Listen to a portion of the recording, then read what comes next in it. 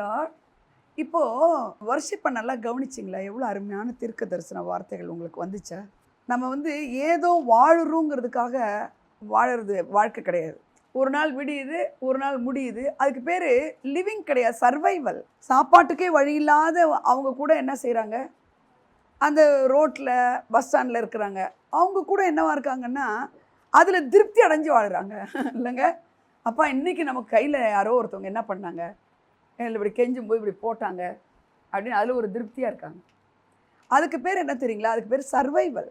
அதாவது உயிர் வாழ்தல்னா மனுஷன் வாழறதும் வாழ்க்கை தான். இந்த செடி கொடி அது இன்னைக்கு ஒருத்தவங்க ₹1 கையில் போட்டாங்க பெக்கிங்கில், கெஞ்சி கேட்டதில்ல, அதில் அவன் என்ன செஞ்சிடுவான், வாழ்ந்துடுறான். அன்னைக்கு சாப்பாடு இருக்குது. ஆனால் காட் நமக்கு அப்படிப்பட்டவராக இல்லை.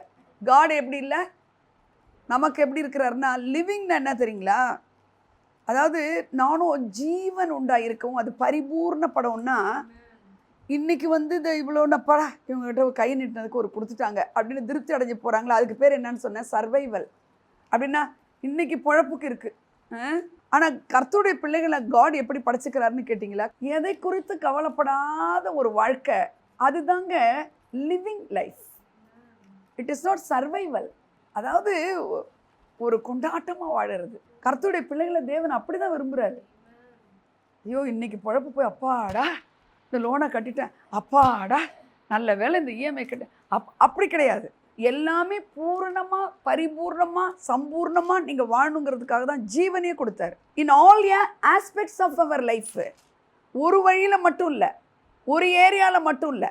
சுகம் இருக்குது ஆனால் பணம் இல்லை, பணம் இருக்குது ஆனால் வியாதி இருக்குது, அப்படி இல்லை. எல்லாம் இருக்குது, உறவு புரோக்கனாக இருக்குது, அப்படி கிடையாது. எல்லாமே ஒரு நிறைவு. அதுதான் லிவிங் லைஃப். தேவனுடைய வார்த்தை என்ன, ஜீவ வார்த்தைன்னு பேர் இதுக்கு. இதுக்கு என்ன வார்த்தை? அப்போ ஜீவன்றது தான் லிவிங் லைஃப். அப்போ எப்படி இருக்கும் நம்முடைய லைஃப் எப்படி இருக்கணும்னு தேவன் நம்மளை படைச்சிருக்கிறாரு, அபண்டன்ட்டாக இருக்கணும்னு. ஆமேன்.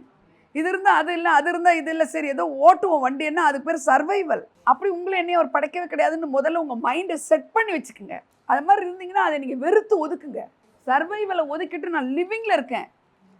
ஏன்னா லைஃப் கொடுக்கறது இந்த லிவிங் லைஃப் எதில் இருந்து இருக்குது, நமக்கு வேர்ட்லேருந்து இருக்குது. அதான் சொல்ல, என் வார்த்தை ஆவியும் ஜீவனுமாக இருக்கிறது அப்படிங்கிறார் பாருங்க. அப்போ அந்த ஜீவன்றதுக்கு என்ன பேருன்னா லிவிங் அண்ட் அபண்டன்ட் லிவிங். மறக்கக்கூடாது. நீங்கள் சர்வைவல் கிடையாது. சர்வைவல்னால் ஒரு செடி இருக்குன்னா தண்ணி ஊற்றி நான் ஒரு 4 நாள் வெளில போட்டு அந்த செடியெலாம் எப்படி இருக்குது, வாழுது இருக்குது, அது பரிதாபமாக இருக்குது. அதை நான் பார்த்த உடனே எனக்கு பரிதாபமாக ஆயிடுச்சு. அதேமாரி கிடையாது உங்களை என்னையும் தேவன் வச்சுக்கிறது. புரிஞ்சிருச்சு அவங்க எல்லாருக்கும் எப்படி லைஃப் இருக்கணும்? Abundant life. அபண்டண்ட்டாக பேங்க்கில் அக்கௌண்ட்டில் இருந்தால் தானே அப்படின்னுவோம் நம்ம. இல்லை பேங்க்கே உங்ககிட்ட இருக்குது. ஓனர் ஆஃப் த ஹோல் யூனிவர்ஸே அவர் தான் உங்களோட இருக்கிறாரு. இந்த மைண்ட் செட் வந்தாங்க, டே பை டே எல்லாமே மாறுங்க. இந்த மைண்ட் செட் வர்றோம் ஃபஸ்ட்டு. இந்த மைண்ட் செட் வந்தால் தான் என்ன ஆகுங்க, எல்லாமே மாற ஆரம்பிச்சிடும். அபண்டன்ட்ன்ற மாற்றத்துக்கு வரும். ஓகே, இப்போது சர்வைவல் அண்ட் லிவிங். சர்வைவலுக்காக நம்மளை படைக்கல ஆண்டவர். அதுவும் கூப்பிடுகிற காக்கை குஞ்சுகளுக்கே என்ன செய்கிறாரு, ஆகாரம் கொடுக்குறாரு. நமக்கு கொடுக்க மாட்டாரா? நமக்கு எப்படி தி பெஸ்ட்டை கொடுப்பாரு. அல்லேலூயா. ஜான் காஸ்பல் 6:63 இருக்குது. எப்படி இருக்குன்னா, ஆவியே சொல்லுங்க, ஆவியே. அப்போ என்ன ஆவி இது அப்படின்னு உங்களுக்கு தெரியணும். அடுத்தது ஒரு வசனம் வருது, அதுக்கு பின்பகுதியும் ஒன்று இருக்கு, மாமிசமும். அப்போ மாமிசத்தோட ஆப்போசிட் வேர்டு தான் ஆவின்னு நம்ம தெரிஞ்சுக்கணும். நீதிமான் எழுதி துன்மார்க்கணும் அப்படின்னு வரும், படிச்சிருக்கீங்களா? துன்மார்க்கனை பற்றி வரும்போது நீதிமான் வரும். அப்போ ரெண்டையும் என்ன பண்ணுறாரு, அவர் கம்பேர் பண்ணுறாரு. அப்போ ஆவியோ உயிர்ப்பிக்கிறது, மாமிசமோ ஒன்றுக்கு உதவாதுன்னா, அப்போ மாமிசத்துக்கு அகெயின்ஸ்டாக இருக்கிறதுலாம் என்னதுங்க? மாமிசத்துக்கு அகெயின்ஸ்டாக இருக்கிறது ஆவி, ஆவிக்கு அகெயின்ஸ்டாக இருக்கிறது என்ன? மாமிசம். நல்லா கவனிக்கிறீங்களா? இப்போ இந்த மெசேஜ் சும்மா நீங்கள் வந்துட்டு போகக்கூடாதுங்க. ஒரு மெசேஜும் உங்களை உருவாக்கணும். உங்கள் வாழ்க்கையில் ஏதோ ஒரு டேர்னிங் பாயிண்ட்டை கொடுக்கணும். சண்டே வந்துட்டிங்கன்னா உங்கள் வாழ்க்கையில் ஏதோ ஒரு இம்பேக்ட் பண்ணணும் அந்த மெசேஜ். நீங்கள் உள்வாங்கினா தான் பண்ணணும். நீங்கள் பாட்டுக்கு வந்துட்டு போகலாம், அது ஒன்றுமே பண்ணாது. ஆனால் என்ன தான் சொல்கிறாங்க, இப்படி தான் செஞ்சு பார்ப்போமே அப்படின்லாம் நாங்கள் செஞ்சவங்களாம் நல்லா இருக்கிறோம், அப்படி செஞ்சவங்களாம் நல்லா இருக்காங்க. அதனால் அந்த மாதிரி நீங்கள் லிசன் பண்ணுங்கள். சர்ச்சுக்கு வரும்போது அந்த வசனங்களெல்லாம் உள்வாங்குங்க. நம்ம வர்ஷிப்லலாம் பார்த்தீங்கன்னா நேற்று கூட காட் எனக்கு பேசுகிறாரு என்னான்னு, அப்படியே பேசுகிறாரு பாருங்க. என்ன பீ ஸ்டில், பீ ஸ்டில் அப்படின்னா என்ன? அமர்ந்துரு. அமர்ந்திருக்கு என்ன இன்னொரு வேர்டு சொல்லலாமா? ரெஸ்ட்டு. ரெஸ்ட்னா அடிக்கடி சொல்கிறேன் என்னான்னு, தலகாணி வச்சு படுக்கிறதல்லன்னு நான் சொல்கிறேன். நம்ம மனசு என்ன நடந்தாலுங்கிற இடத்துல எது வேணால் வச்சுங்க. கத்தி எடுத்து உங்களை குத்தம் வந்தாலும் சரிதான், உங்களுக்கு எவ்வளோ பெரிய ஆபத்தான சூழ்நிலை இருந்தாலும் சரிதான், என்ன நடந்தாலும் காட் சொல்கிறாரு நான் இருக்கேங்கிறாரு. எவ்வளோ பெரிய நல்வார்த்தை இது. இதான் லிவிங். ஆவியும் உயிர்ப்பிக்கிறதுன்னு ஒரு ஒன்றுமே பிரயோஜனம் இல்லாத ஒரு சிச்சுவேஷனில் என்ன நாளைக்கு ஒரு பெரிய பிக் கொஸ்டின் மார்க்காக இருக்குன்ற கண்டிஷனில் பார்த்தீங்கன்னா, நல்லா கவனிங்க, ஒரு பெரிய பிக் கொஸ்டின் மார்க்குன்ற நேரத்தில் ஆண்டவர் பேசுவார் பீ ஸ்டில்னுவார். அது எவ்வளோ வாழ்க்கையை மாற்றும் தெரியுங்களா? அது பிரச்சனைக்கு ஒரு முடிவு உண்டாக்கும் தெரியுமா உங்களுக்கு? அதுக்கு பேர் சர்வைவல் கிடையாது, living. One little word can bring a great மிரக்கிள்ங்க. ஒரே ஒரு வார்த்தை உங்கள் வாழ்க்கையை தலைக்கீழ போட்டு விட்டுருங்க. நீங்கள் பைபிளை நீங்கள் லேசாக நினைக்காதீங்க. அல்லேலூயா. நேற்றுக்கு ஒரு பாப்பா வராங்க, லிவிங்கை பற்றி சொல்லிட்டு இருக்கேன். லிவிங்னா உங்கள் உள்ளான மனுஷன் ஏதோ ஒன்றை செய்யக்கூடியதுங்க. அது அந்த பாப்பா வர்றா, வந்த உடனே அவள் உட்காந்துருக்கா, இங்கே வா அப்படின்னு இப்படி தொட்டுட்டு, உன்னை ஆண்டவர் ரொம்ப நேசிக்க, இப்படி தொட்டது தாம்மா, இப்படி தொட்டது தான் பொலன்னு தண்ணி கூட்டுது. ஏன் எதுக்கு நீ இப்போ அழுவுற அப்படின்னு நான் கேட்குறதுக்கு அவன் என்ன சொல்கிறா, நீங்கள் தொடும்போது எனக்கு ஒரு அன்பு கிடைக்குதுங்கிறா. அப்போ என்ன லேக்கிங்கில் வந்திருக்கா? லைஃப்பில் அன்பே அவளுக்கு கிடைச்சது கிடையாது. கர்த்தர் உங்கள் மூலமாக வாழ விரும்புகிறாருங்க. சர்வைவல் அது கிடையாது. நீ சாப்பிடுவ, தூங்குவ, ரொட்டீனிட்டி தான் இருக்கும். ஆனால் லிவிங்கில் நீங்களும் வாழ்வீங்க, உங்கள் மூலமாகவும் வாழ்வாங்க. ஐயோ, அதுதாங்க ஆவியே உயிர்ப்பிக்கிறது. அது யாருன்னு தெரியாது, ஆனால் அவங்கள பார்த்து நீங்கள் சிரிப்பீங்க, அவங்ககிட்ட ஏதோ ஒன்று சொல்லுவீங்க, அது அவங்க வாழ்க்கையே புரட்டி போட்டுருங்க. Living is different from survival. ஆவியே உயிர்ப்பிக்கிறதுன்னா என்ன அர்த்தம்னா, அந்த லிவிங்கோடைய டீப்பஸ்ட் ரூட் மீனிங் அது, அதை உயிர்ப்பிக்கிறதுங்கிறது. அப்படின்னா அந்த அன்பே இல்லாதவங்களுக்கு ஏசு ஒன்று நேசிக்கிறார்ன்ற ஒரு வார்த்தையை சொல்லும் பொழுது அப்படின்னு போக முடியல அந்த பிள்ளையால். அதில் இருக்கிற ரூட்னா அந்த வேரில் இருக்கக்கூடிய அந்த வல்லமை போய் அந்த பிள்ளையை போய் என்ன செய்துங்க, உடனே அதை தொட்ட உடனே அவளுக்குள்ள ஒரு லைஃப் வருதுங்க, உயிர்ப்பிப்பு வருதுங்க. லைஃப் மீன்ஸ் ஒரு உள்ளான மனுஷனில் வாழறதுக்கு ஒரு அர்த்தத்தை உண்டாக்குதல். ஒரு வாழறதுக்கு ஒரு லைஃபுக்கு ஒரு அர்த்தம் இருக்குங்க. நீங்களும் நானும் வாழறதுக்கு ஒரு அர்த்தம் இருக்குங்க. நமக்கு பேங்க்கில் காசு இருக்குது, கணவன் இருக்கார், மனைவி இருக்கார், பிள்ளை இருக்கிறாங்கிற வாழறவங்களை எல்லாரும் மாறிடுவாங்க. பணம் கரைஞ்சி போயிடும், உறவுகள் மாறி போயிடும். மாறாத ஒருத்தர், அவர் ஒருத்தர் தாங்க. நீங்கள் இன்னைக்கு எழுதி வச்சுக்கோங்க. அல்லேலூயா. கெட்டவங்க நன்மையாகவும் மாறுவாங்க, நல்லவங்க மாறியும் போவாங்க அன்பில். அப்போ லிவிங்னா என்னங்க, உங்களுடைய லைஃப்பில் யார் எந்த லெவலுக்கு அட்மோஸ்ட் லெவலுக்கு போனால் கூட ஒரு ஹை லெவல் ஸ்டேட்மெண்ட் என்ன தெரியுங்களாங்க, நம்முடைய ஆண்டவர் உங்களை நேசிக்கிறவர் மாறவே மாட்டாருங்க. அது எப்போ தெரியும்னா, சும்மா அப்படி சர்ச்சுக்கு வந்துட்டு போனால் தெரியாது, இதை எடுத்து கண்ணில் வச்சு இப்படி படிக்கும்போது தான் தெரியும். இது ஒரு வார்த்தைக்குள்ளேயே லைஃப் இருக்குதுங்க. ஒரு வார்த்தைக்குள்ளே each and every word contents லைஃப்ங்க. அதை தான் சொல்லுது ஆவியோ. பார்த்தீங்களா, ஆவி தான் உயிர்ப்பிக்கிறது, வேற எதுவுமே ஒன்று உயிர்ப்பிக்காதுங்கிறாரு. பணம் இருந்தாலும் அது கொஞ்சம் பணம் வந்துருச்சு அப்பா அன்னைக்கு தான் இருக்கும், நாளைக்கு காணப்படும் அந்த பணம். நல்லா கவனிங்க, ஆண்டவர் நம்ம கூட இருக்கிறாருங்கிற ஒரு ஃபோக்கஸ் பண்ணிக்கிட்டே இந்த வார்த்தையில் இருந்தோம்னா நீங்கள் உயிர்ப்பிக்கப்பட்டவங்களா மட்டும் இருக்க மாட்டீங்க. நீங்கள் தொடும்பொழுது ஒருத்தவங்க உயிர்ப்பிக்கப்படுவாங்க, நீங்கள் போய் ஒருத்தவங்களை பார்க்கும்பொழுது உயிர்ப்பிக்கப்படுவாங்க. அப்போ காடு உங்களை சுற்றி அப்படி அனுப்புவார். உங்ககிட்ட அனுப்புறதுக்கு காரணமே, நீ ஒரு லிவிங் பீயிங், நீ சர்வைவல் பீயிங் கிடையாது, நீ ஒரு ஸ்பிரிச்சுவல் பீயிங் தான், லிவிங் பீயிங். அப்போ நீ என்ன செய்வ, நீ தொடும்பொழுது நான் உன் மூலமாக தொடுறேன், நீ பார்க்கும்போது உன் மூலமாக பார்க்குறேன், நீ பேசும்போது உன் மூலமாக நான் பேச விரும்புகிறேன். அதுக்கு பேர் தாங்க லிவிங், உயிர்ப்பிக்கப்படுதல். இந்த உயிர்ப்பிக்கப்படுதலுக்கு பெரிய மெசேஜெலாம் இருக்குது. ஆனால் கட்டாயமாக சிலதை நம்ம தெரிஞ்சு ஆகணும். மாமிசமும் சொல்லுங்க எல்லாருங்க, ஒன்றுக்கும் உதவா சொல்லுங்க, மாமிசமும் உதவாதுன்னு எழுதியிருக்கலாங்க, உதவாதுன்னு எழுதலாம், ஒன்றுத்துக்கும் உதவாதான். மாமிசமோ ஒன்றுக்கு சொல்லுங்க எல்லாரும், ஒன்றுக்கு உதவாது. என்ன ஒன்றுக்கு கொஞ்சம் கூட உதவாதா? எஸ், உதவாது. ஏன் அப்படி சொல்றாருன்னா, ஆவியில நான் சொல்றேன் பாருங்க, ஆவி எதுன்னு சொன்னேன்? இந்த வேர்ட் ஆஃப் காட். இதை நீங்க கேட்கும் பொழுது அது என்ன, இந்த மாமிசம் என்ன செய்யும்? அதை ஏற்றுக்கொள்ளவே விடாது. அது என்ன செய்யாது? அதை ஏற்றுக்கவே விடாது. இது ரைட்டாக இருக்குமா, அது ரைட்டாக இருக்குமா அப்படி சொல்லுவாங்க. புரியுதுங்களா? வெதண்டாவாதம், ஆர்குமெண்ட்ஸ் இந்த வேர்ட் ஆஃப் காடுக்கு விரோதமாக வர்றதெல்லாம் எது தெரியுங்களா? மாமிசம். எதுங்க மாமிசம்னா? நல்லா கவனிங்க. இந்த ஃப்ளஷ் பிளட் இருக்கக்கூடியவங்களுக்கு ஒரு மண்டை இருக்குது. மண்டையில் என்ன இருக்குது? ஒரு அறிவுன்னு அவங்க நினச்சிட்டு இருக்கிற ஒரு அறிவு இருக்குது. அந்த அறிவு ஒன்றுத்துக்கும் உதவாதுங்கிறாரு. மாமிசமோ அப்படின்னா அந்த மாமிசத்திலிருந்து யோசிக்கிற கண்ணு பார்க்கறது போய், அந்த மாமிசத்தில் இருக்கிற ஆளோடைய காது கேட்கறது போய், அவங்க பேசுறதும் போய், இந்த ஒரு வார்த்தை ஒண்டி தான் உன்னை உயிர்ப்பிக்குங்கிறார். ஆனால் இந்த மாமிசத்தில் தானே இருக்கிறோம். நம்ம காட்லி சில்ட்ரனாக இருந்தால் கூட கர்த்தருக்குள்ளே வந்த பிறகு இதே மூக்கு முடி தானே இருக்குது இல்லையா? அப்போ நம்ம வாழறது எதுக்குன்னா கவனிங்க, இது பார்க்கறதுபடி நான் வாழ மாட்டேன், இது சொல்கிறபடி நான் கேட்க மாட்டேன். இது என்ன சொல்லுதோ அதுக்கு தான் என் மாமிசத்தை நான் என்ன பண்ணுவேன்? அடக்குவேன். அல்லேலூயா சொல்லுங்க. மாமிசமோ ஏன் பைபிளில் போய் இப்படி எழுதி வச்சுக்கிறாருன்னா, நல்லா கவனிங்க, இந்த ஆவிக்குரிய பிள்ளைகளை பிசாசை அட்டாக் பண்ணுறது த்ரூ ஃப்ளஷ். பிசாசை நம்ம என்ன செஞ்சிடலாங்க? ஜெயிச்சிடலாம். கரெக்டாக சொல்கிறாங்க. பிசாசை என்ன செஞ்சிடலாம்? சரி, பைபிள்ல இருந்து சொல்லுங்க, பிசாசை என்ன செய்யலாம்? ரெசிஸ்ட் பண்ணலாம். Very correct word. பைபிள் படி நான் கேட்குறேன், பிசாசை நீங்கள் என்ன செய்யலாம்? ஏய் அப்படின்னா அப்படியே நிற்கும், அப்படின்னு இல்லைன்னா நிற்கும். சரி கை கட்டும். அப்போ அதுக்கு நான் என்ன செஞ்சேன்? கை கட்டுன்னு சொல்ல, ரெசிஸ்ட் பண்ணுறேன். உங்கள் மாமிசத்தை நீங்கள் ரெசிஸ்ட் பண்ணணுன்னு பைபிள் சொல்லலைங்க. உங்கள் மாமிசத்தை என்ன செய்யணும்னு சொல்லுது?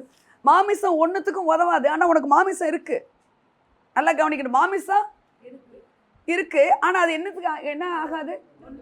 ஒன்றுத்துக்கும் உதவாது, ஆனால் அதுக்கு மாமிசம் இருக்குது. உங்களுக்கு மாமிசம் இருக்குது, ஆனால் அது ஒன்றுத்துக்கும் உதவாதுன்னா, அப்போ சிலது ஒன்றுத்துக்கும் உதவாத நீங்கள் எப்படி டீல் பண்ணணும்னு உங்களுக்கு தெரியணும். இது ஒரு தண்டமாக இருக்குது, இதை எதுக்கு நம்ம முக்கியத்துவம் கொடுக்கணும்னு நமக்கு தெரியணும். மாமிசமோ ஒன்றுத்துக்கும் உதவாது அப்படின்னா, சாத்தான் கொண்டு வருகிற காரியங்களை நீங்கள் ரெசிஸ்ட் பண்ணலாம். சாத்தானை உங்கள் மாமிச கண்கள் சொல்லுது. டாக்டர் சொல்கிறாரு, அம்மா உனக்கு குழந்தை பிறக்கிறது கஷ்டமா அப்படிங்கிறாரு, நீங்கள் சுகம் அடைகிறது ரொம்ப கஷ்டன்றாரு. உடனே சொல்லணும், இந்த ரிப்போர்ட்டு பொய்ன்னு சொல்லணும். மாமிசம் ஒன்றுத்துக்கும் உதவாது. கர்த்தர் தான் பிள்ளைகள் கர்த்தரால் வரும் சுதந்திரம். அல்லேலூயா. உன் பிள்ளைகளின் பிள்ளைகளை நீ காண்பாய். வசனத்தில் இருக்கிற உயிர்ப்பிப்பை அப்படியே ஆப்போசிட்டாக கொண்டு வர்றதை பார்க்கறது தாங்க மாமிசம். எத்தனை பேர் புரியுது? அப்போ அந்த மாமிசம் ஒன்றுத்துக்கும் உதவாது. சொல்லுங்க, மாமிசம். ஆனால் மாமிசத்தை இந்த கர்த்தருடைய பிள்ளைகளுக்கு ஏன் இதை எழுதி வச்சுக்கிறாருன்னா, இன்னைக்கு ஆயிரக்கணக்கான மக்கள் 99.9 சில்ட்ரன் ஆஃப் காட் என்ன பண்ணுறாங்கன்னு கேட்டிங்கன்னா, இந்த மாமிசம் சொல்கிறத கேட்டுக்கிட்டு தான் கிறிஸ்தவங்களாக இருக்காங்க. ஒன்றுத்துக்கும் இந்த என் பிள்ளைங்களை சொன்னாங்க, ஒன்றுத்துக்கு கணக்கு வர மாட்டேங்குது, ப்ரமோஷன் டவுட்ஃபுல். இவங்க என்ன சொல்கிறது?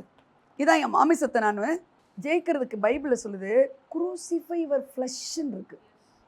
You should not resist the flesh அப்படின்னா, கவனிங்க, மாமிசத்தை நீங்கள் எதிர்த்து நிற்க முடியாது, ஆனால் மாமிசத்தை நீங்கள் குரூசிஃபை பண்ணலாம். குரூசிஃபைனா என்ன?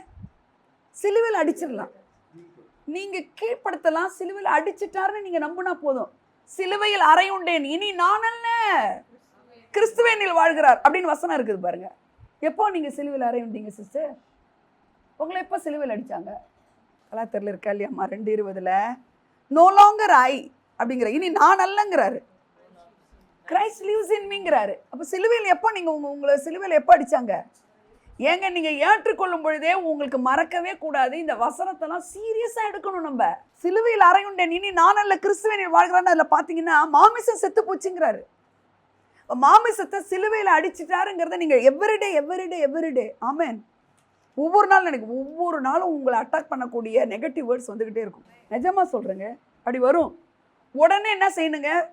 நீங்கள் எப்படி நீங்கள் மாமிசம் ஒன்றுத்துக்கும் உதவாதுங்கிறத நீங்கள் ஜெயிச்சு வெளியில் வரணுங்கிறதுக்கு நான் இன்றைக்கி சொல்லிக் கொடுக்குறேன் உங்களுக்கு. மாமிசம் ஆவி ரெண்டும் போராடிக்கிட்டே இருக்கும். ஆனால் ஃபைட் த குட் ஃபைட்னா மாமிசத்துக்கு ஒன்றுமே கிடையாதுங்கிறதையே நீங்கள் திருப்பி ரெஃப்யூஸ் பண்ண ஆவி உயிர்ப்பிக்கப்பட்டுரும். ஏன் பைபிள் எழுதிக்கிறாரு? ஏன் கர்த்தருடைய பிள்ளைகள் கலாத்தியரில் எழுதுறாரு? இதை கலாத்தியர்ல 3:3 ஒரு வசனம் இருக்கு பாருங்க. கலாத்தியர் 3:3 வாசிக்கிறீங்களா? ஆவியினாலே ஆரம்பம் பண்ணின நீங்கள் இப்பொழுது மாம்சத்தினாலே முடிவு பெற போகிறீர்களோ? என்ன மாதிரி கேட்கிறாரு பாருங்க. இது யாருக்கு எழுதுனது? கலாத்தியருக்கு எழுதுறதுன்னா கலாத்தியருக்கு எழுதுறாரு. எனக்கு என்னங்க அப்படி இல்லை. இது born again பீப்புளுக்கு எழுதப்பட்டிருக்குது. கடவுளுக்குள்ள மறுபடியும் பிறந்த கர்த்தருடைய பிள்ளைகளுக்கு எழுதப்பட்டதான் இந்த நிருபங்கள்லாம். அப்போஸ்தலர் நடபடிகள்லேருந்து. என்ன இப்படி காட் பேசுவாரா? ஆர் யூ ஃபூல்னு கேட்குறாருங்க. எப்படி சொல்றாரு? அவ்வளோ நீ முட்டாளான்னு கேட்குறாரு. பார்த்தீங்களா, நீ கர்த்தருடைய பிள்ளையா ஒரு நியூ லைஃபுக்குள்ள நீ வந்துட்ட பிற்பாடு நீ ஏன் மாமிசத்தில் பார்க்குற? நீ அவ்வளோ முட்டாளா? காட் இப்படி திட்டுவாரா? நல்லா திட்டுவார். நீங்கள் யாரையாவது ஃபூலிஷாக இருக்காதுன்னு சொல்லி பாருங்களேன், உங்களை மேலே அவங்க பேசவே மாட்டாங்க, கோச்சுக்குவாங்க. சென்ஸ்லெஸ்னால் உனக்கு அறிவு இல்லையான்னு கேட்குறாருங்க. எதுக்கு அவன் அறிவு இல்லையா? நீ மாமிசத்தில் போய் எல்லாத்தையும் பார்த்துக்கிட்டு இருக்கிய, அப்போனா என்னது? நமக்கு டக்குன்னு என்ன வரும்? இப்படி டாக்டர் சொல்கிறாங்கன்னா நிறைய விஷயம் என்கிட்ட ஷேர் பண்ணுவாங்க, அசட்டை பண்ணிவிடுவாங்க. பயப்படுறீங்களான்னு மட்டும்தான் நான் கேட்பேன். இந்த வியாதி உண்மையாக பொய்யான்னு கேட்க மாட்டேன். என்ன கேட்பேன்? பயப்படுறீங்களா? நீங்கள் பயப்படுறீங்களான்னு. அக்கா எனக்கு பயமே இல்லை. நல்லா இருக்காங்களா இல்லையா? சிக்கன வராங்க பாருங்கள். ஹல்லேலூயா, ஹல்லேலூயா. பயப்படவே கூடாது. மாமிசம் சொல்கிறதெல்லாம் அப்படியே 10 வருஷத்து மேட்ரை ஒரே நாளில் கொண்டாந்து உங்களை பயமுறுத்துவான். ஒரே நாளில் இனிமேல் அவ்வளோதான் அப்படின்ற மாதிரி பயமுறுத்துவான். அதுக்கு தான் நம்ம பைபிள் அழகாக எழுதி வச்சுக்கிறார். கலாத்தி சபைக்கு எழுதுனது தான் இன்றைக்கி ஆவியில் ஆரம்பம் பண்ண நீங்கள் மறுபடியும் பிறந்திருக்கீங்களா? நீங்கள்லாம் கர்த்தருடைய பிள்ளைகள் தானே. நீங்கள்லாம் உங்களை பார்த்து கர்த்தர் கேட்குற, நீ அவ்வளோ முட்டாளா? உனக்கு அவ்வளோ அறிவு இல்லையா? நீ ஏன் பிள்ளை தானே. நான் சிலுவை அறிஞ்சது நீ பார்த்தியா? நீ ஏற்றுக்கொண்டல ஃபெய்த்தில் என்ன? ரத்தம் சிந்தினதை உன் கண்ணால் பார்த்தியா? சொன்னதை ஏற்றுக்கிட்டல. இந்த வசனத்தை அப்படி ஏற்றுக்க. ஏன் ஏற்றுக்க முடியல உனக்கு? நீ அவ்வளோ முட்டாளா ஏன் மாமிசத்திலே பார்க்குறேங்கிறாரு. கலாத்தி சபைக்கு அப்படி எழுதுறாரு. நீங்கள் அவ்வளோ அறிவில்லாதவர்களா? நீங்கள் இங்கே தமிழ் என்ன இருக்குது? ஆவியினாலே ஆரம்பம் பண்ணின நீங்கள் இப்பொழுது மாம்சத்தினாலே முடிவு பெற போகிறீர்களோ? நீங்கள் இத்தனை புத்தியினரா? எவ்வளோ ஒரு இங்கிலீஷில் தான் ரொம்ப சில வேர்ட்ஸ்லாம் என்னங்க, சில ஹேர் அப்படிங்கிறது இங்கிலீஷில் இருக்காது, தமிழில் சொல்லுங்களேன். அது ஒரு கெட்ட வார்த்தையாக வருது இல்லை? இது மாதிரி இங்கே புத்தினரான ரொம்ப ஜென்டிலாக இருக்குது. ஆனால் இங்கிலீஷில் எப்படி இருக்குது? ஃபூல். ஆர் யூ ஃபூல் அப்படின்னு இருக்கு. யாரை பார்த்து காட் அப்படி கேட்பார் தெரியுமா? மாமிசத்திலேயே பார்த்து பார்த்து கவலைப்படுறவங்க.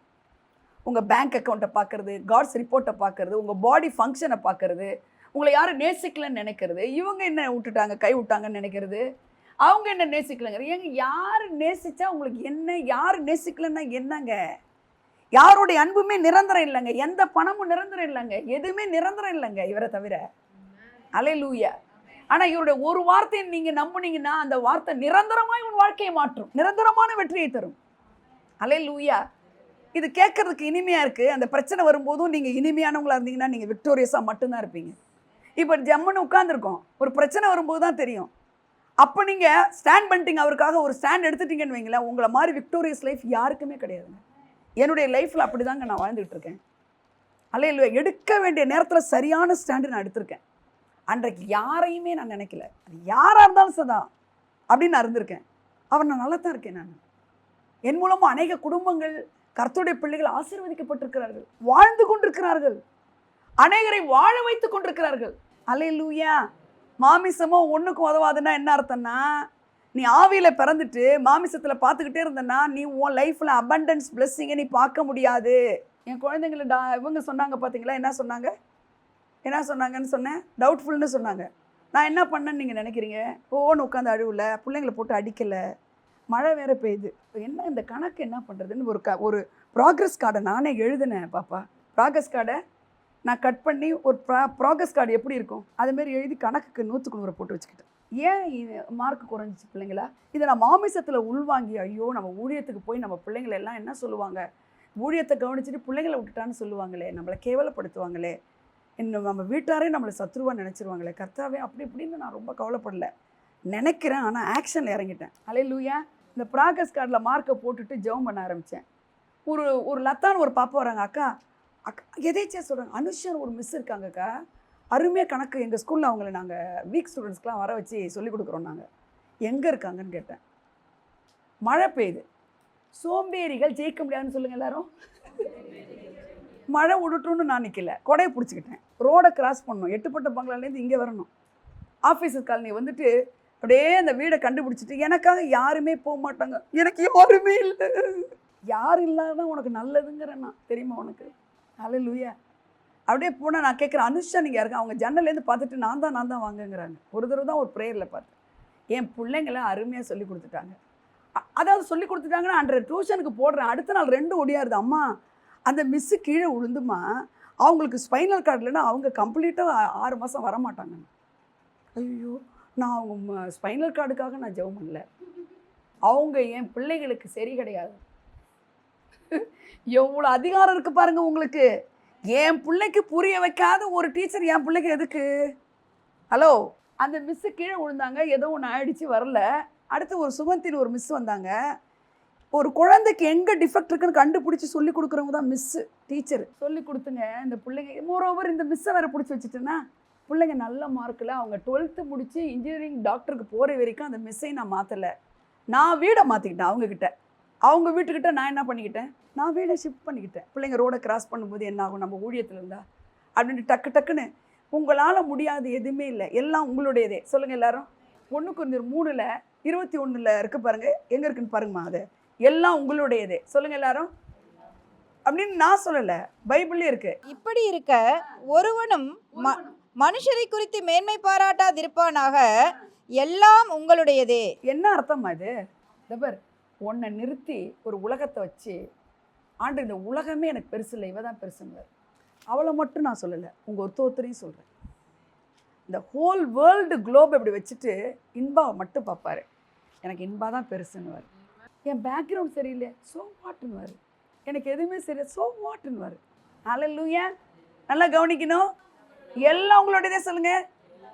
அப்போ எதை குறித்து சொல்கிறாருன்னா, இந்த மனுஷன் எனக்கு சரியில்லை, அந்த மனுஷன் எனக்கு சரியில்லை, என் பாஸ்ட் சரியில்லை. அது முன்னணியெல்லாம் நீங்கள் படிச்சிங்கன்னா அதோட அர்த்தம் அதான். பாஸ்ட் சரியில்லை, என் ப்ரெசன்ட் சரியில்லை, என் ஃப்யூச்சர் எப்படி இருக்கும் அப்படின்னு நினைக்கிறதுக்கு தான் நீங்கள் கவலைப்படணும்னா அது சொல்லுது எல்லாம் ஒன்றுதுங்கிறாரு. உங்கள் வீட்டில் போய் எக்ஸ்கியூஸ் மீன்னு சொல்லிட்டு நீ உன் வீட்டுக்குள்ளே போவியா பாப்பா? அது ஒன்றுது. ஆண்டவர் சொல்கிறாரு எல்லாம் இந்த உலகமே ஒன்றுதுப்பாங்கிறாரு. என்னைக்கு உங்கள் மண்டைக்குள்ள அந்த வெளிச்சம் வருதோ அதுதான் முக்கியமாக இருக்கிறது. உன் வெளிச்சம் இருளாகாதபடி ஜாக்கிரதையாருன்னு சொல்லுது வேதம். உனக்கு வெளிச்சம் இருக்கு, அந்த வெளிச்சத்தை நீ இருளாக்கிடாதங்கிறாரு. இருள் பிசாசாக்க மாட்டான், உன் மாமிச ஆக்கிரும். இது எங்க இருக்கு தெரியுமா இந்த வசனம்? அதாவது லூக்கா 12 நினைக்கிறேன் அதுல இருக்கு. உன் வெளிச்சம் என்ன ஆகக்கூடாது, அவர் இருளாக்க மாட்டாரு. பிசாசும் செய்யறான்னா உங்க மூலமா தான் செய்ய முடியும் அவன். நான் போன வாரமே கேட்டேன், உங்க எனிமி யாருன்னு கேட்டேன். உங்க எனிமி சேட்டன் கிடையாது, உங்க எனிமி நீங்க தான், உங்க மாமிசம் தான். உங்களுக்கு நீங்களே எல்லாத்தையும் ஜெனரேட் பண்ணிக்கலாம், அவ்வளோ பவர் இருக்கு உங்களுக்கு, அவ்வளோ வல்லமை இருக்கு. ஒரே ஒரு விஷயம், உன் மாமிசத்தை மட்டும் கீழ்ப்படுத்திருங்கிறார். என்னால் முடியலன்னா நான் கிரைஸ்டோடைய கிராஸை பார்த்தீங்க, அன்றைக்கே நீனும் குரூசிஃபை ஆகிட்ட. உன்னுடைய மாமிசம் குரூசிஃபை ஆகிடுச்சு. குரூசிஃபைன்னா என்னென்னா சிலுவில் அடிச்சாச்சு உன் மாமிசத்தை. அப்படின்னா மாமிச எண்ணங்களை, மாமிச எண்ணங்கள் ஒன்று சொல்லுங்கள், கோபம், கவலை, மாமிச சிந்தை, மரணம்ட்டார் பாருங்க. மரணம்னா என்னங்க, இந்த ஜீவன்றதோட ஆப்போசிட் வேர்டு மரணம். நான் சொன்ன பாருங்க, ஜீவனும் ஆவியுமா இருக்கிறது நல்ல. உனக்கு லைஃப் கொடுக்கக்கூடியது, உன்னை அபண்டன்ட்டுக்குள்ள இழுத்துட்டு போற வேர்டுக்கு அகேன்ஸ்டாக இருக்கிறதெல்லாம் மரணம். ஃபீஸ் கட்ட முடியாது, இஎம்ஐ கட்ட முடியாது, வீடு திவால் ஆக போகுது அப்படின்னு நான் வந்து பேசும்போதே அப்படியே நடுங்கிறது. கூழ கும்பிடு போடலன்னா உன் வேலை போயிடும். போனால் போகட்டும் போடா அப்படின்னு அதை விட நல்ல வேலை வந்துடும். அல்லேலூயா. எத்தனை பேர் நம்புறீங்க நான் பேசுறதெல்லாம்? இது இப்படி ஆகிடும், அது அப்படி ஆகிடும், இந்த மண்டைக்குள்ளேயே யோசிச்சு யோசிச்சு யோசிச்சு கவலைப்படுறோம்ல, அதெல்லாம் மாமிசங்க. அதை நீங்கள் சும்மாரு அப்படின்னு சொன்னாலாம் சும்மா இருக்காது.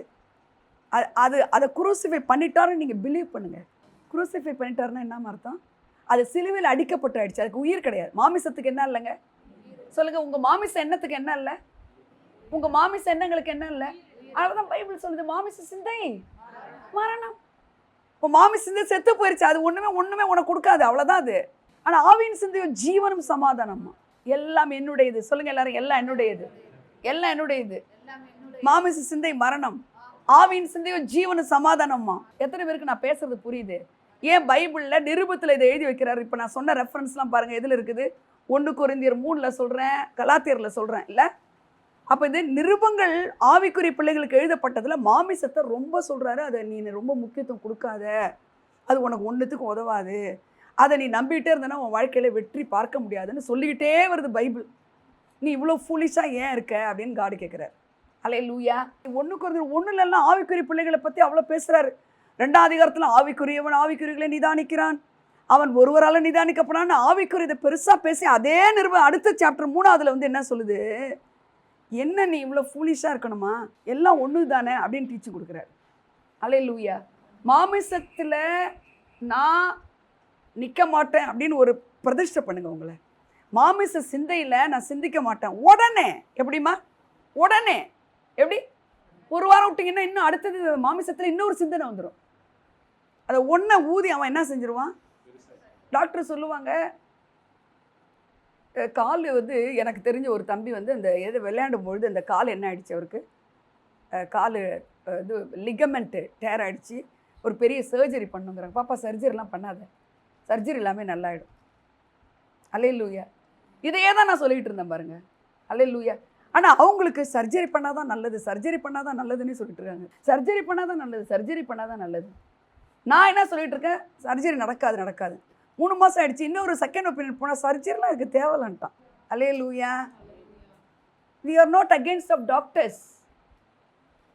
உங்கள் மைண்டில் எதையெல்லாம் ஃபோக்கஸ் பண்ணி திணிச்சு வைக்கிறீங்களோ அதுதான் உங்கள் வாழ்க்கையில் நடக்கும். அதுக்குதான் சொல்கிறாரு, மாமிச சிந்தை வச்சுக்காத, நான் உயிராக தானே இருக்கிறேன், என்னால் என்ன செய்ய முடியாதுங்கிறாரு.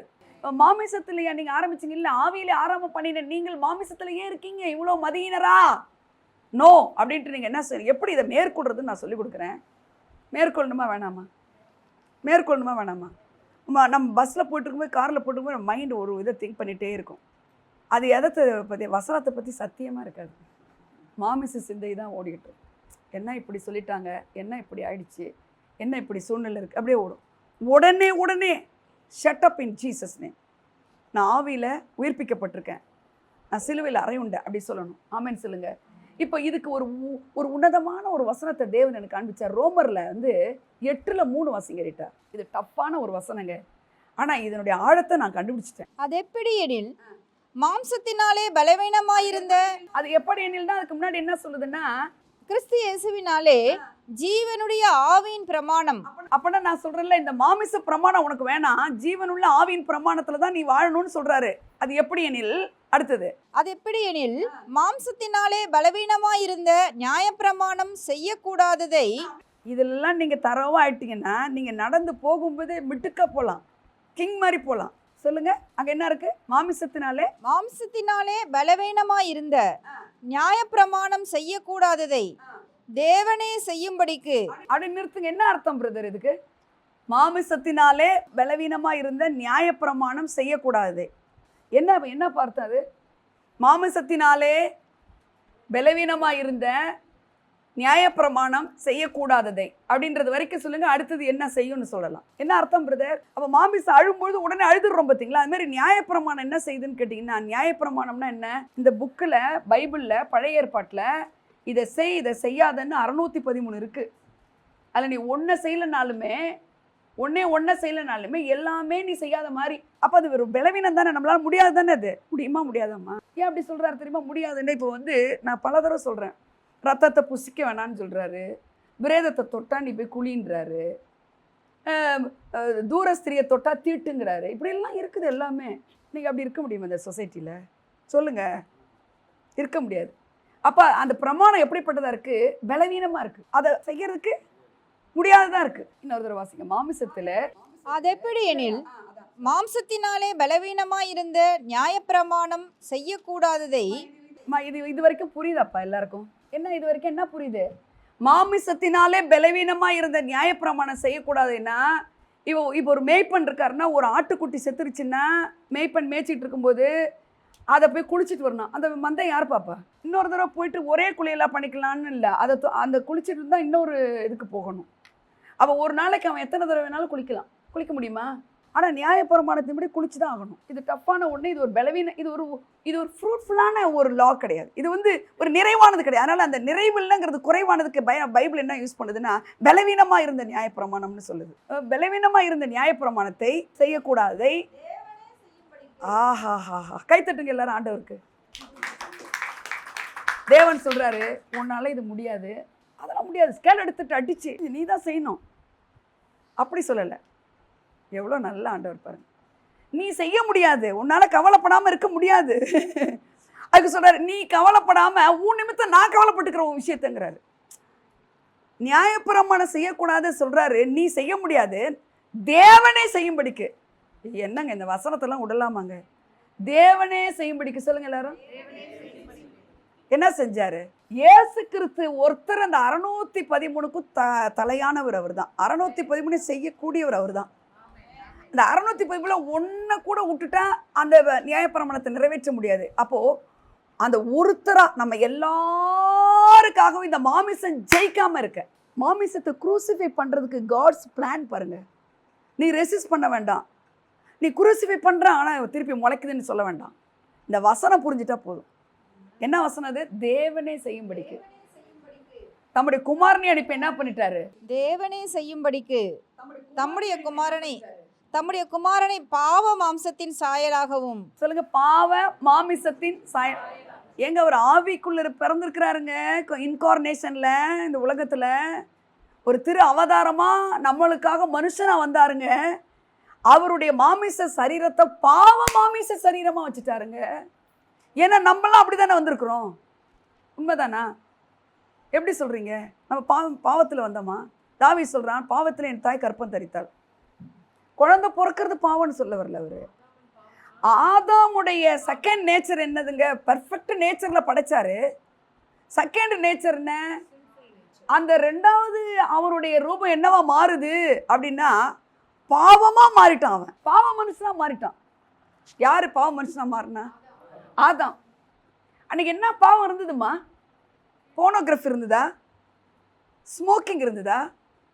ட்ரிங்க்ஸ் இருந்ததா? நிறைய பொண்ணுங்க இருந்தாங்களா? ஒரு பாவமே இல்லாத நேரத்தில் அவனே பாவம் ஆயிட்டான். அவன் பாவியா ஆயிட்டான். அவன் யாரு? Sinful nature, perfect nature, God's நேச்சர்லேருந்து அவன் என்ன ஆயிட்டான்னா ஒழுங்கில்லாத பாவ சரீரமா ஆயிட்டான். பாவ மனுஷனா ஆயிட்டான். யாரு? அதுக்கு பிறகு வழி வழியா இயேசு கிறிஸ்து பிறக்கிற வரைக்கும், அவரை ஏற்றுக்கொள்ற வரைக்கும் பிறந்தவங்க எல்லாருமே எதுல தான் இருக்கிறோம்? இயேசு கிறிஸ்துவை ஏற்றுக்கொண்ட பிறகு நீங்க பாவம் ஆதாம் கிடையாது, நீங்க ரெண்டாம் ஆதாம் ஆயிட்டீங்க.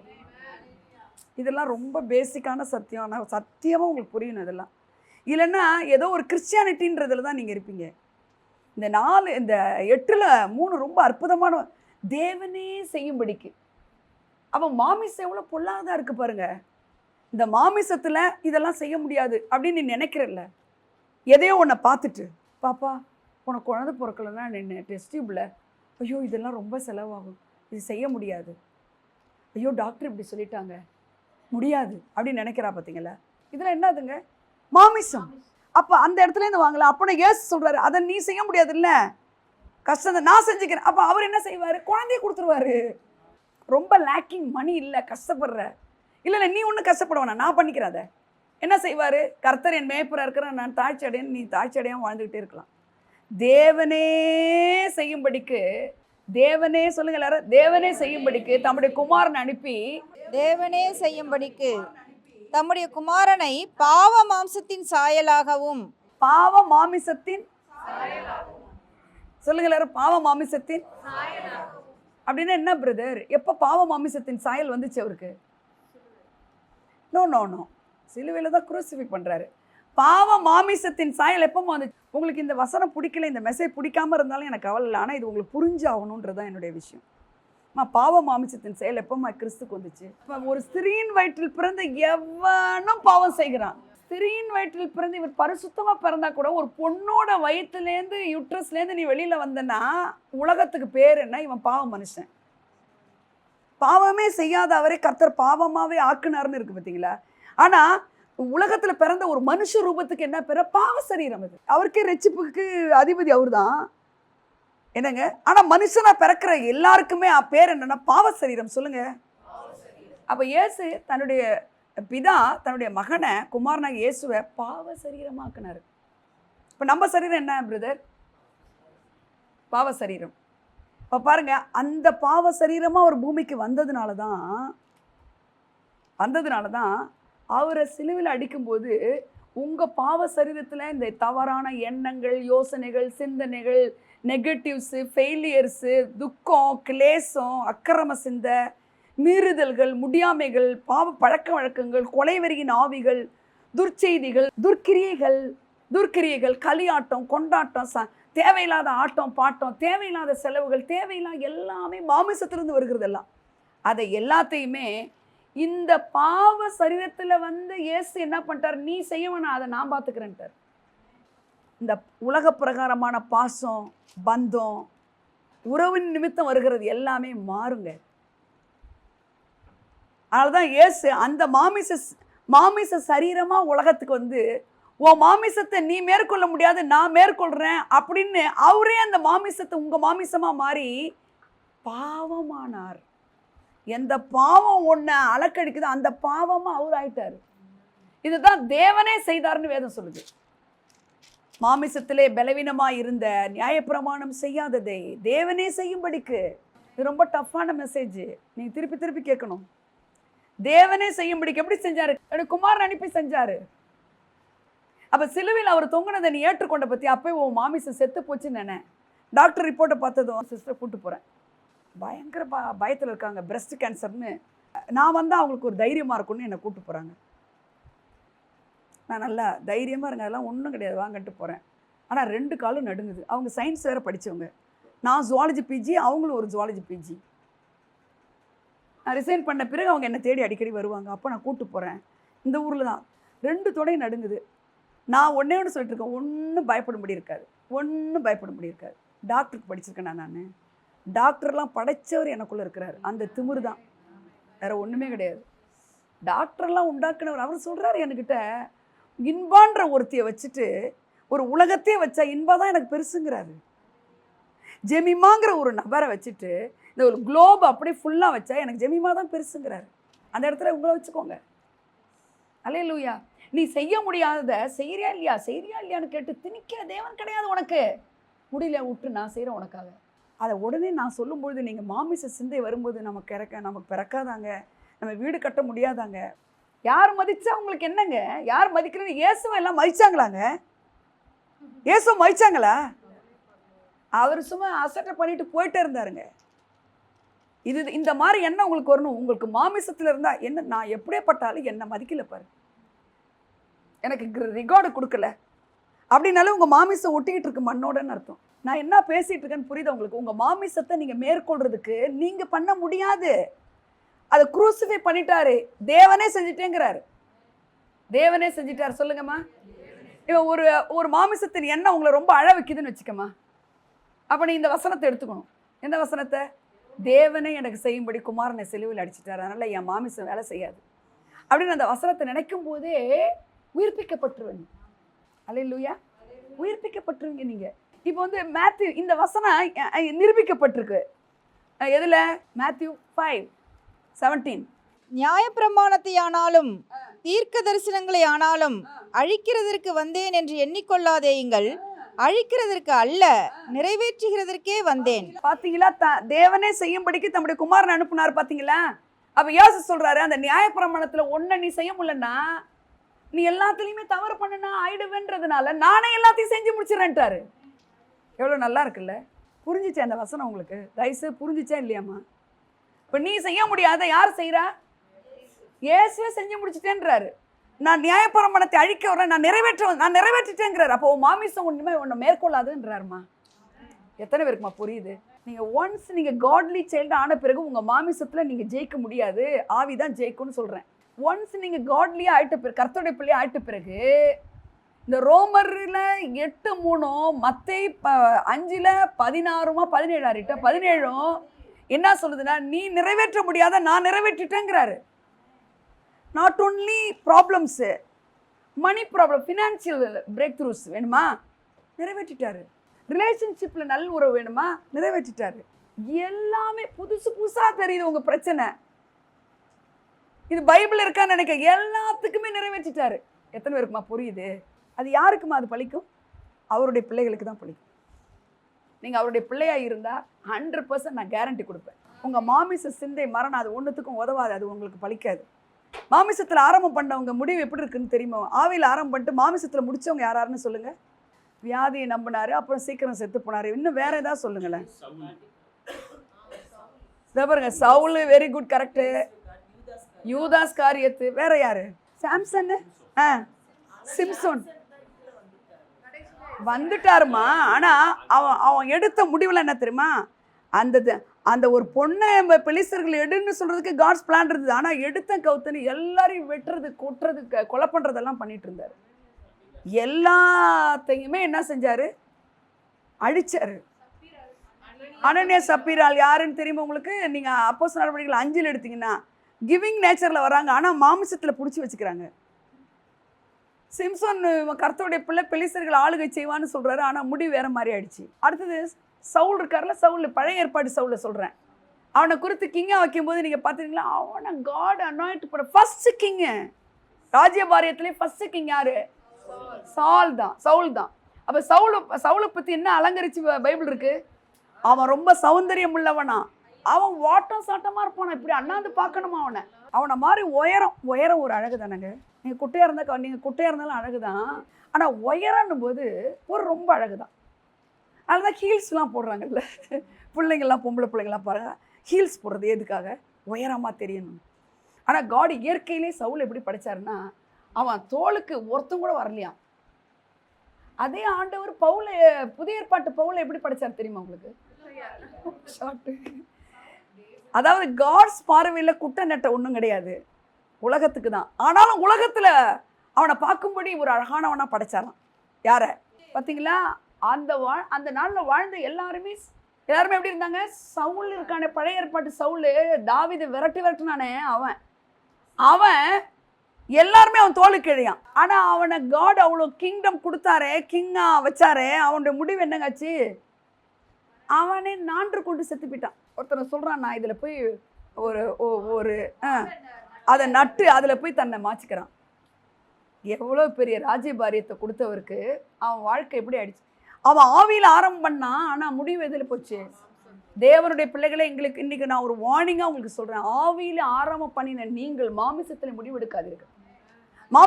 மாமிசம் ஒன்றுத்துக்கும் உதவாதுன்னும் போது எதுக்கு அதெல்லாம் நினச்சிட்டு அழுவுறீங்க? எதுக்கு கவலைப்படுறீங்க? என்ன அவரால் முடியாது? அதை நினைங்க அதிகமாக.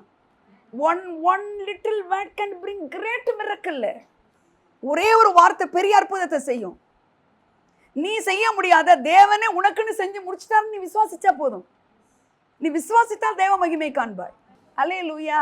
இன்னொருத்தரை சொல்லலாமா? லோத்துடைய மனைவி இருக்காங்களே, லோத்துடைய மனைவி, லோத்து மனைவி பேர் இருக்கா? அவங்க உங்களுக்கு தெரியுமா? லோத்து மனைவியை பற்றி என்ன ஆனாங்க அவங்க? ஆஹா, ஆபிரகாமுக்குடைய கசினா அவன் யாருமா? அண்ணன் மகன் தான் லோத்து, பிரதர் சன்னு தான் லோத்து. ஓகே, வந்து லோத்து ஆபிரகாம் நீன்னு தான் சொல்கிறாரு, லோத்தையும் கூப்பிட்டுக்கிட்டான். வரும்பொழுது பார்த்தீங்கன்னா 2 பேருக்கும் பிரச்சனை. எங்கே நீ வலது பக்கம் போனால் நான் இடது பக்கம் போகிறேன், நீ இடது பக்கம் போனால் நான் வலது பக்கம் போகிறேன்னு முந்திக்கிறாரு. நீ எது வேணால் எடுத்துக்கன்னு. அப்போ லோத்து என்ன செஞ்சார் தெரியுமா? மாமிச சிந்தையை பற்றி சொல்கிறேன் உங்களுக்கு. அப்படி பார்த்த உடனே அப்படியே ஒரு பயங்கரமான ஒரு கொடைக்கானல் மாதிரி இருக்குது. ஒரே ரோஜா பூவாக இருக்குது, ஒரே பசுமையாக இருக்குது. இந்த பக்கம் நல்லா இருக்குது, அந்த பக்கம் நல்லா இருக்குது. அந்த இடத்துக்கு பேர் சோதம் குமாரா. ஆகா, அவன் சொல்கிறான், லோத்து நான் சோதம் குமாராவை எடுத்துக்கிறேங்கிறான். அப்போ ஆபிரகாம் என்னடா பசுமையை போய் ரொம்ப அழகான ஒரு சிட்டியை எடுத்துக்கிறானே.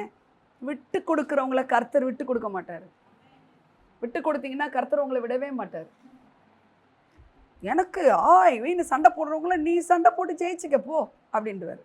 உடனே நடந்த முடிவு என்ன தெரியுமா? அந்த சிட்டியில் இருக்கிறாங்க. அந்த சிட்டி எப்படியாப்பட்ட சிட்டின்னு உங்களுக்கு தெரியுமா? சோதம் குமாரா பயங்கரமான பாவத்திற்கு அடையாளமான ஒரு பட்டணம், அது சாபத்துக்கு அடையாளமான ஒரு பட்டணம்.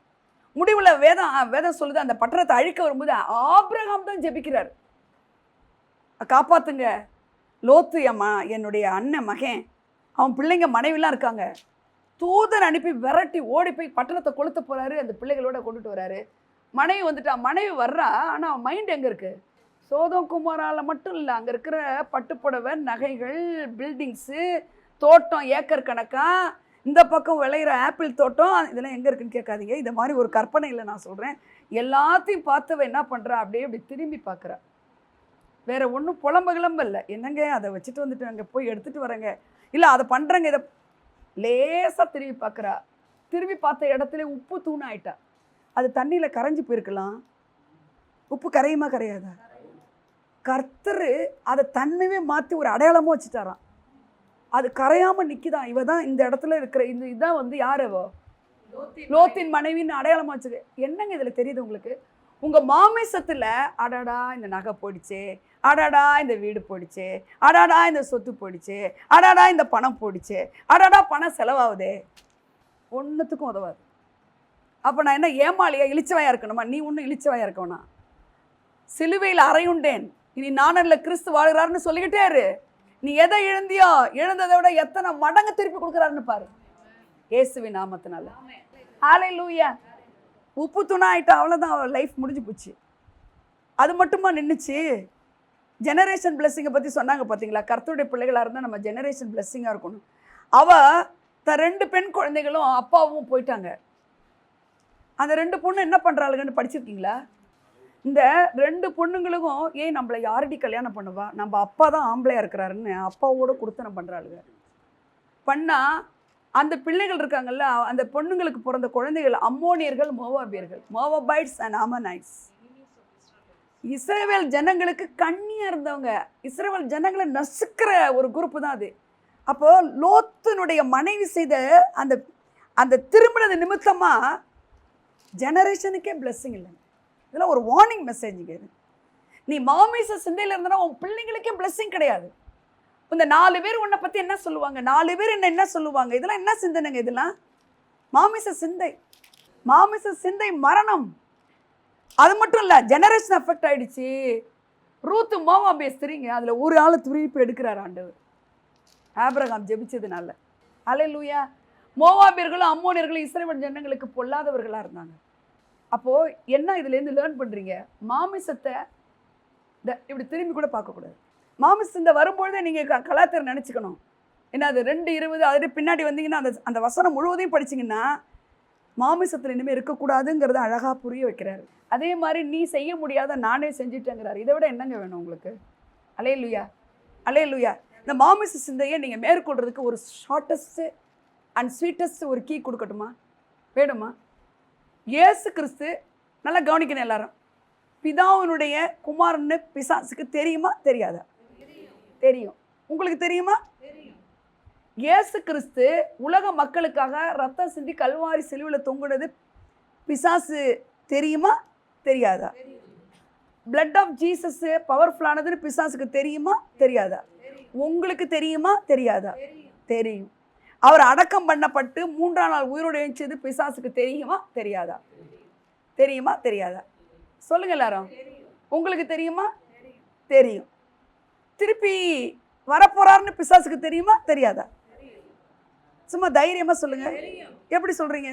தெரியும் தான், ஆனால் எப்படி சொல்றீங்க பாருங்க. எப்படி உங்கள் முன்னாடி வந்தாரோ அதேமாரி உங்கள் பார்க்கும்போதே போகிற மாதிரியே திருப்பி வருவார்னும் போதெல்லாம் அவன் கேட்டுக்கிட்டு தான் இருக்கான். ஏன்னா அவனுக்கு பேர் உலகத்தின் அதிபதி, உலகத்தில் பேசுறதெல்லாம் கேட்பான். அவனை ரெசிஸ்ட் பண்ண போய் கெட் அவுட்னு சொன்னால் போயிடுவான். அப்போ திருப்பி வருவார்னு தெரியும், ஆனால் அவனுக்கு ஒன்று செய்யவும் தெரியாது, தெரியவும் தெரியாது. என்ன உங்களுக்கு தெரியாது, நீங்கள் செய்கிற ஒன்று அவனால் செய்ய முடியாது. இந்த மாமிச சிந்தையில் இருக்காமல் இருக்கிறத, அவனுக்கு தெரியாத ஒன்று, அவன் பண்ண முடியாத ஒன்று, அவனுக்கு தெரியாத ஒன்று, சரண்டரிங் டு காட். சொல்லுங்க எல்லாரும். ஒரே ஒரு கீன்னு சொல்கிறேன் பார்த்தீங்களா, அதுதான் சரண்டரிங் டு காட். சொல்லுங்க. அப்படின்னு என்ன? கர்த்தரிடத்துல உங்களை நீங்கள் சரண்டர் பண்ண அது அவனுக்கு தெரியவே தெரியாது. காடுகிட்ட பிசாசு தன்னை சரண்டர் பண்ண தெரியாது, பண்ண மாட்டான், ஆணவம் பிடிச்சவன். ஆனால் உங்களுக்கு தெரியுற, அவனுக்கு தெரியுது, எல்லாமே உங்களுக்கு தெரியுது. அதனால தானே கேட்டேன் உங்களெல்லாம். ஆனால் உங்களால் செய்ய முடிகிற ஒன்று அவனால் செய்யவே முடியாது. என்னம்மா அது? Surrendering to God. இப்போ உனக்கு அழுக வருது, உன்னை வேதனைப்படுத்துகிறாங்க, நீ என்ன செய்யணும்? உடனே வரிஞ்சு கட்டிக்கிட்டு யார் நினச்சி என்ன நினச்சிங்க அப்படின்னு போகக்கூடாது. உடனே சரண்டரிங் டு காட். எதை நிமித்தம் நீ அழுதியோ அந்த அழுகை உனக்கு கழிப்பாக மாறிடும். எத்தனை பேருக்கு நான் சொல்கிறது புரியுது? அல்லேலூயா, அல்லேலூயா. எவ்வளோ அன்புள்ள தேவன் சொல்கிறாரு, உன் மாமிசத்தை நீ என்ன செய்ய, குருசிஃபை பண்ணிட்டாரு, நீ பிலீவ் பண்ணால் போதும். ஒரே ஒரு கீ, இந்த மாமிசம் மேற்கொள்ளுது, ஐயோ இந்த வார்த்தை பேசக்கூடாது, ஐயோ இந்த வார்த்தை செஞ்சிடக்கூடாது, ஐயோ இப்படி இருக்கக்கூடாதுன்னு உடனே சரண்டர் பண்ணு. சரண்டர் பண்ணுறவங்க இன்றைக்கி உலகத்தில் எப்படி தெரிவாங்க தெரியுமா? மண்டு மாதிரி தெரிவாங்க. உங்களை என்ன சொல்லுவாங்க? சரண்டர் பண்ணுறவங்கள உலகம் என்ன சொல்லும்? பைத்தியக்காரி, எப்போ பாரு இறங்கி போயிட்டு இருக்கா. நான் சொல்கிறேங்க, கர்த்தர் பார்வை வேற, மனுஷன் பார்வை வேற. நீங்கள் சரண்டர் பண்ணும்போது காட் உங்களை ஆனர் பண்ணிடுவார். இயேசுவின் நாமத்தில் என்ன பண்ணிடுவார்? ஆனர் பண்ணுவார். உங்களை ரிகார்டு கொடுப்பார், உங்களுக்கு ஆனர் பண்ணுவார். உங்கள் வாழ்க்கையில் ஒரு பிரைட்னஸை கொடுப்பார். ஹல்லேலூயா. உங்கள் மாமிச சிந்தையில் நீங்கள் வாழ வேண்டிய அவசியமே கிடையாது இயேசுவின் நாமத்தினால. கர்த்தர் உங்ககிட்ட கேட்க, நீ சரண்டர் பண்ணால் என்ன? ஒரு குழந்தைய வந்து அடிக்கடிக்க அந்த குழந்தை என்னங்க செய்யும்? ஒரு குழந்தைய அடித்து பாருங்களேன், சின்ன குழந்தைய. இப்போலாம் குழந்தை திருப்பி அடிக்குது. இந்த ஏஜில் சொல்லனா குழந்தை அதை அடித்தா திருப்பி திருப்பி அம்மான்னு தான் வரும். அதனால்தான் ஒரு சிறு பிள்ளையை எடுத்து ஆண்டவர் சொல்கிறாரு, இதை போல் நீ தாழ்த்துன்னு. குழந்தைக்கு ஏது தாழ்மை? திருப்பி திருப்பி அவர்கிட்ட போகிறது தாங்க. எத்தனை பேருக்கு நான் பேசுகிறது புரியுது? சரண்டர்னா என்னங்க? சரண்டர்னா என்னங்க? ஆண்டவர் திருப்பி திருப்பி எனக்கு உங்களை தவிர யாருமே இல்லை. நமக்கு என்ன தெரியுமா? அந்த எண்ணம் வர்றதுக்கு முன்னாடி எங்கள் அண்ணன் இருக்கிறாரு, என் தங்கச்சி இருக்கான், என் தம்பி இருக்கான், எங்களுக்கு எம்எல்ஏ தெரியும், கலெக்டர் தெரியும், அவரை தெரியும், இவரை தெரியும். ஒருத்தரும் உங்களுக்கு உதவ மாட்டாங்க இவரை தவிர.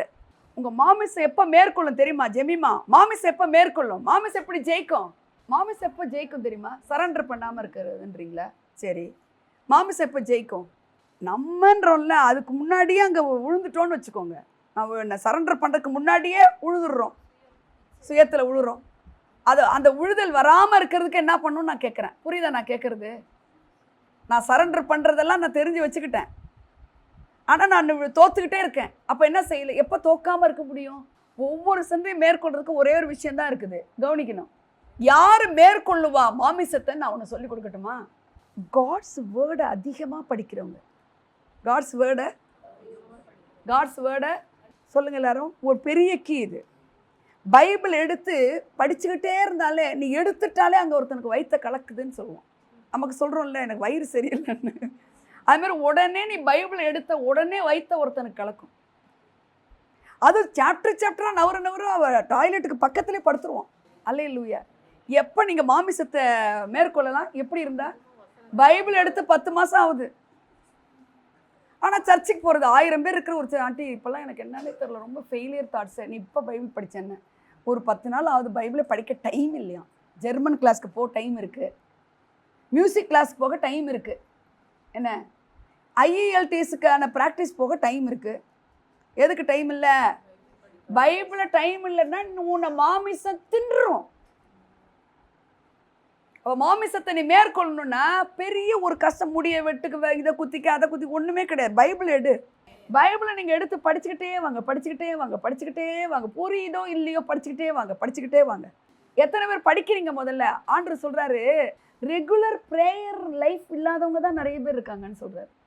ரெகுலர் எனக்கு சொல்கிறார் ராத்திரி, ரெகுலர் ப்ரேயர். ஆனால் காடு பிடிக்கும், காடுக்காக என்ன வேணால் செய்யலான்னு பிடிக்கும். ஆனால் ஒரு சூழ்நிலை வரும்போது காடை நம்ம வாயால் என்னத்தை ஜெபம் பண்ணி என்ன ஆகுதுன்னு சொல்லிவிடுவோம். யார் அப்படி சொல்ல மாட்டா தெரியுமா? வேர்டில் ரூட்டடாக இருக்கிறவங்க சொல்லவே மாட்டாங்க. செத்தாலும் பரவாயில்ல, விடுவாரா சாக? கூட தெரியாது. His nature is like that. அவருடைய நேச்சர் விடாது தான் அவருடைய நேச்சருங்க. மாங்காய் தான் காக்கிறது நேச்சர் மாதிரி. காடோட நேச்சர் என்ன? உங்களை அவர் கை விடவே மாட்டார். என்ன பைபிள் யாரெல்லாம் படிக்கிற உங்கள் பிள்ளைங்களுக்கெல்லாம் பைபிள் படிக்கலைன்னா, சாம்பி செல்லத்தில் சொல்லுவார், பைபிள் படிச்சுட்டு வந்து டிஃபன் சாப்பிட வரணும், இல்லைன்னா என்ன இல்லை, சாப்பாடு இல்லை. அடிக்கலாம் மாட்டாங்க. பைபிள் படிச்சுட்டியான்னு தான் சாப்பாடு கொடுப்பாங்க. பைபிள் படிப்பீங்களா? நான் என் குழந்தைங்களுக்கு சொல்லி கொடுத்தேன், இன்றைக்கு வரைக்கும் ஒழுங்காக செய்கிறாங்க. அது எது செய்கிறாங்களோ இல்லையா அதை செஞ்சிடுறாங்க. அல்லேலூயா. எத்தனை குழந்தைகள் இங்கே பைபிள் படிக்கிறாங்க? Never give up. அதனால தான் பைபிள் சொல்லுது அழகா, இடுக்கமான வாசல் வழியாய். இது இடுக்கம்தான். ஜெர்மன் கிளாஸ் போகணும், பாட்டு கிளாஸ் போகணும், டான்ஸ் கிளாஸ் போகணும், ஹிந்தி கிளாஸ் போகணும். பைபிள் படிக்க எப்படி முடியும்? அப்போது இடுக்கமான வாசல் வழியாய் 7:13 வாசிங்க மத்தேயுல. இடுக்கமான வாசல் வழியாய் உட்பிரவேசியுங்கள். எங்க பாருங்க, பைபிள் சொல்லுது இடுக்கம்தான் இது. இடுக்கமான வாசல் வழியாய் உட்பிரவேசிங்கள். உள்ள போ. தவறுங்க, இடுக்கமா இருக்கு, ரொம்ப நெருக்கமா இருக்கு. காலைல எழுந்திரிச்சு இதை செய்யறதா அதை செய்யறதா, அதை பண்றதா இதை பண்றதான்னு தெரியல, கஷ்டமா இருக்கு. அதான் இடுக்கம். ஆனா அந்த இடுக்கமான வாசல் வழியா நீ என்ன செய்ய? உள்ள போ, பிரவேசி. கேட்டுக்கு போகிற வாசல். கேட்டுக்குன்னா என்ன அர்த்தம்னா டிஸ்ட்ரக்ஷன் கேட்டு. அழிவுன்னு ஒன்று இருக்குல்ல, அந்த கேட் எப்படி இருக்கு? இடுக்கமாலாம் நீ போவேனா, இடிச்சுக்கிட்டுலாம் போவேனா, ப்ராட் என்ட்ரி, சரன்னு போகலாம். இன்னைக்கு நிறைய பிள்ளைங்களுக்கு அதான் ஆசையாக இருக்குது. புரியுதுங்களா? ஏன்னா அகலமான வழியில் கடகடன்னு ஏறலாம்ல, ஏறலாமா இல்லையா? கடகடன்னு ஏறலாம். அதை பைபிள் சொல்ல, அவங்கள சொல்லல ஆண்டவர் என்ன சொல்றாரு? இடுக்கமான இருக்கிறதுல பிரவேசி, கேட்டுக்கு போகிற வாசல் அகலமாக இருக்கு, அது ஈஸியாக உள்ளே போயிடலாம். ஆனா கேட்டுக்கு போகிற வாசல் விரிவும் வழி விசாலமுமா இருக்கிறது, அதன் வழியாய் பிரவேசிக்கிறவர்கள் அநேகர். நல்லா சொல்லுங்க, அதில் வழியா பிரவேசிக்கிறவங்க எத்தனை பேருமா? கொஞ்சம் பேர்னு இருக்கா, நிறைய பேர்னு இருக்கா? நோ, இடுக்கம். இது கேட்டுக்கு போற வழி. கேட்டுக்கு போற வழி கெடுதலை கொடுக்கக்கூடிய வழி. வழியில் அழகா இருக்கும், அதோட முடிவு கேடா இருக்கும். கேட்டுக்கு போற வாசல், இப்ப வீட்டுக்குள்ள வர்றதுக்கு முன்னாடி ஒரு கேட் இருக்குல்ல, அதான் அந்த கேட்டுக்குள்ள என்ட்ரி பண்றது அகலமா இருக்கும். ஈஸியா உள்ள வரலாம், ஈஸியா சினிமாவுக்கு போகலாம், ஈஸியா சண்டை போடலாம், ஈஸியா விளக்கமாத்த எடுத்து அடிக்கலாம், ஈஸியா கரண்ட் எடுத்து அடிக்கலாம், ஈஸியா சண்டை போட்டுக்கலாம். ஹலோ, அது ஈஸியா தெரியும். ஆனா அதோட முடிவு எப்படி தெரியுமா இருக்கும்? அதன் முடிவு நரகம். மாமிசத்துல நடக்கிறவங்க எல்லாம் கேட்டுக்கு போற வாசல் வழியா போறவங்க. நீங்க எந்த வாசல் வழியா பிரவேசிக்கிறீங்க? இடுக்கமா இருக்கு, கஷ்டமா தான் இருக்கு, பரவாயில்ல. ஆனால் அந்த வாசல் என்ட்ரன்ஸ் தான் கம்மி. ஆனால் உள்ளே போயிட்டா எப்படி இருக்குது? ரிட்டா வாசல் எப்படி இருக்கு? வாசல் இடுக்கமாக இருக்கு, உள்ளே போயிட்டா எப்படி இருக்கு? ஜீவனுக்கு போகிற வாசல் இடுக்கமும் வழி நெருக்கமுமா இருக்கிறது, அதை கண்டுபிடிக்கிறவர்கள் சிலர். அது உள்ளே போயிட்ட பிறகு விசாலம் வந்துடும், அதில் இட்டர்னிட்டி வந்துடும்னு அர்த்தம். இட்டர்னல் லைஃப், அது இட்டர்னல் டெத்து. வாசல் அகலமாக இருக்குது, என்ட்ரி ஈஸியாக போகிறது, டெத்து தான் அதோட முடிவு. ஆனால் இது நெருக்கமாக இருக்குது. இதில் என்ன பியூட்டின்னா, இதை கண்டுபிடிக்கிறவர்கள் சிலர். சொல்லுங்கள், 30,000 பேர் ஒரு சர்ச் இருந்தாலும் சிலர். எதை கண்டுபிடிக்கிறவர்கள்? இந்த ஜெர்மன் கிளாஸ் இருந்தாலும், இந்த பாட்டு கிளாஸ் இருந்தாலும், இந்த ப்ரிப்பரேஷன் இருந்தாலும், பைபிளுக்குன்னு நீங்கள் ப்ரையாரிட்டைஸ் பண்ணுறீங்கல்ல, அதை மாதிரி கடவுளுக்காக வாழுறவங்க சிலர். ஆனால் நிறைய பேர் விரும்பி என்ன செய்ய முடியாதான்? போக முடியாது. ஏன்?